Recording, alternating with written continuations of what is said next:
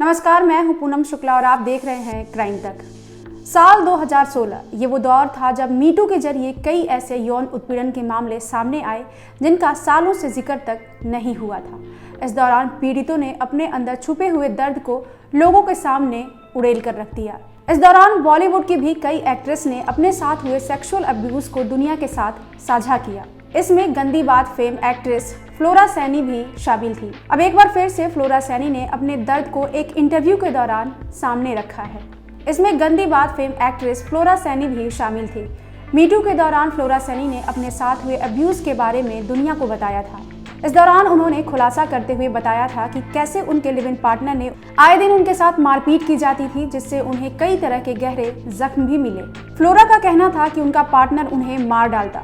वो नहीं चाहता था कि वो उन्हें छोड़कर जाएं। अगर वो उन्हें छोड़कर जाती तो उनके पेरेंट्स को भी वो जान से मार देता। अब एक बार फिर से फ्लोरा सैनी ने अपने इस दर्द को एक इंटरव्यू के जरिए बताया है। उन्होंने बताया कि उनका बॉयफ्रेंड एक प्रोड्यूसर है जिसके साथ रहने के लिए उन्होंने अपने माता पिता तक को छोड़ दिया था और उसके साथ रहने लगी थी। लेकिन साथ रहने के एक हफ्ते के बाद ही उसका असली रूप सामने आ गया। वो फ्लोरा को जानवरों की तरह पीटने लगा। उनके साथ आए दिन वो मारपीट करता था। साथ रहने के दौरान उनके सन की बॉयफ्रेंड ने उनसे पूछा कि वो उनसे कितना प्यार करती हैं। इस बात को वो साबित करके दिखाएं। उसके बाद उसने फ्लोरा को बुरी तरीके से पीटा। इस दौरान उन्होंने फ्लोरा का फोन तक छीन लिया ताकि वो किसी और को इस करतूत के बारे में जानकारी ना दे पाए। फ्लोरा के साथ मारपीट होने की वजह से उनका जबड़ा तक टूट गया था। लेकिन बॉयफ्रेंड की ये सच्चाई माता पिता के सामने कभी नहीं आ पाई, क्योंकि वो उनके सामने इतना स्वीट था कि उसकी रियलिटी दिखती ही नहीं थी। साथ रहने के दौरान फ्लोरा का बॉयफ्रेंड उन्हें आए दिन पीटता था। फ्लोरा का कहना है कि मुझे समझ ही नहीं आया कि वो ऐसा क्यों करता था, जबकि वो एक अच्छा इंसान था जिसके साथ रहने के लिए मैंने अपने माता पिता तक से झगड़ा कर लिया था। एक्ट्रेस का कहना है कि उन्होंने कई सालों तक ये दर्द झेला। इस दौरान उनके पार्टनर ने उनका फोन छीन लिया ताकि लोगों को उसकी काली करतूत के बारे में कुछ भी पता ना चले।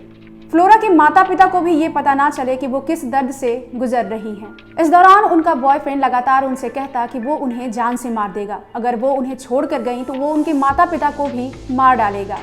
इसके बाद एक्ट्रेस का कहना है कि इस सिचुएशन में फंसने के बाद मुझे एक ही बात याद आई कि मेरी माँ ने मुझसे क्या कहा था। मेरी माँ ने मुझसे कहा था कि जब भी मैं किसी ऐसे मुसीबत में फंसूं तो ये ना देखूं कि मेरे पास पैसे हैं या नहीं, कपड़े हैं या नहीं, बस वहाँ से भाग जाऊं। फ्लोरा का कहना है कि मैंने भी ऐसा ही किया। उसके बाद मैं वहां से भागकर सीधा अपने माता पिता के पास पहुंची और उसके बाद उनके साथ पुलिस स्टेशन, जहां पर मैंने पुलिस में कंप्लेंट दर्ज कराई। लेकिन मेरा बॉयफ्रेंड प्रोड्यूसर था, जिसके बाद उसने फ़ोन किया कि मेरा कंप्लेंट ना दर्ज किया जाए, जिसके बाद पुलिस वालों ने ऐसा ही किया। उन्होंने मेरी रिपोर्ट दर्ज नहीं की। इसके बाद मैंने अपने हाथ से लिखकर कंप्लेंट दर्ज करवाई और वहाँ से वापस घर आई। बता दें कि उस दौरान फ्लोरा सैनी के कई ऐसे फोटोज भी वायरल हुए थे जिसमें वो जख्मी दिखाई दे रही हैं। इस दौरान फ्लोरा ने कहा था कि इस मारपीट की वजह से मेरा जबड़ा टूट चुका है, जिसके बाद फ्लोरा ने कई दिनों तक हॉस्पिटल के चक्कर भी काटे।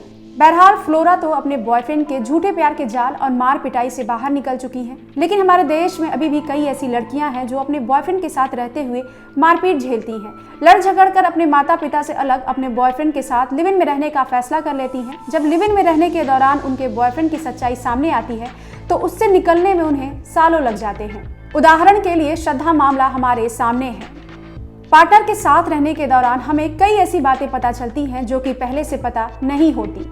तो लिव इन में रहने के दौरान अगर आपके पार्टनर की सच्चाई आपके सामने आती है तो आप भी उससे बाहर निकलने का फैसला करें, क्योंकि ये सच्चाई हमें आईना दिखाती है आगे के फैसले लेने के लिए। हमारे साथ नतांश है, आइए उनसे पूछते हैं कि लिव इन में रहने के दौरान लड़कियां आखिर मारपीट सहने के बाद भी अपने बॉयफ्रेंड को छोड़कर बाहर क्यों नहीं निकल पाती, क्यों वो ऐसे रिश्तों का बोझ उठाती हैं जिनका बोझ उठाने से उन्हें तकलीफ ही मिलती है।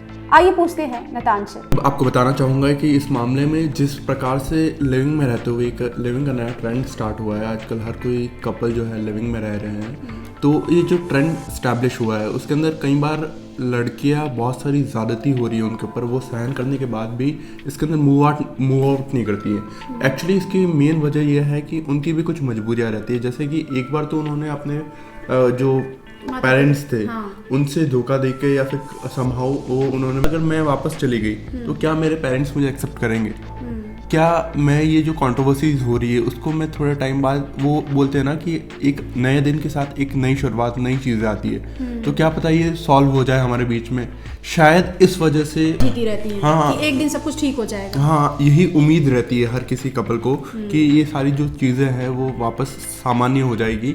और इसीलिए भले ही वो कई बार ज़्यादा मारपीट हो, डोमेस्टिक वायलेंस है, ये सारा सहन करने के बाद भी उसी रिलेशन में बने हुए रहते हैं।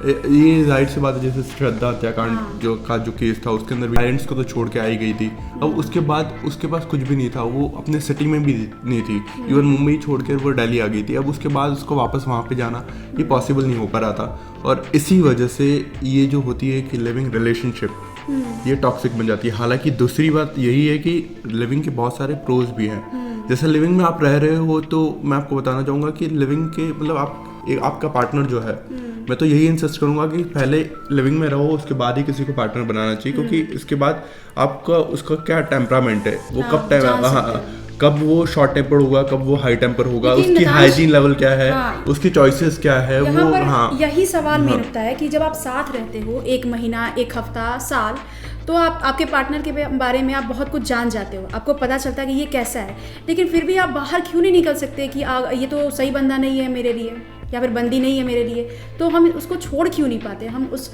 टॉक्सिक एनवायरनमेंट से बाहर क्यों नहीं आ पाते।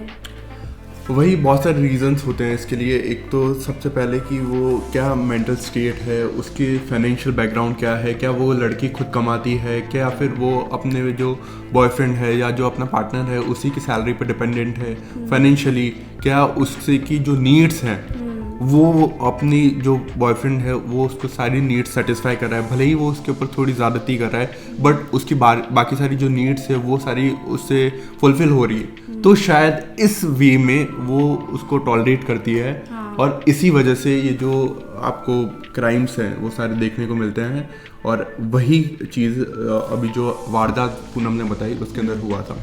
ऐसे मैंने आज जिस एक्ट्रेस के बारे में बात की है, फ्लोरा सैनी नाम है उनका, वो फाइनेंशियली इंडिपेंडेंट थी, काफ़ी अच्छी थी, स्टैब्लिश एक्ट्रेस हैं, वो अपने बॉयफ्रेंड के साथ रहती थी। उस दौरान उन्होंने काफ़ी मार पिटाई सही, लेकिन वो उससे बाहर नहीं निकली, काफ़ी टाइम के बाद निकल पाई। हालांकि उनका फ़ोन ले लिया था उसने, उसके बाद वो बाहर निकली, तो वो तो निकल सकती थी, श्रद्धा भी निकल सकती थी, उसके पास जॉब थी, वो अकेली रह लेती, लेकिन वो उसी में रहने का फैसला कर लेते हैं। वही सोसाइटी का भी बहुत बड़ा रोल रहता है कि अगर सोसाइटी क्या कहेगी, ये वो कि बहुत सारी बातें होने लग जाती हैं कि ये बंदी ने इसको चीट किया, इसने इसको चीट किया, ये वो, तो शायद अपना स्टेटस है, अपना सेल्फ एस्टीम है, ऐसी बहुत सारी चीज़ें होती है पूनम, और उस वजह से वो बाहर नहीं निकल पाई। इस रिगार्डिंग और भी जो भी अपडेट्स रहते हैं वो हम आप तक पहुँचाते रहेंगे। फिलहाल के लिए धन्यवाद।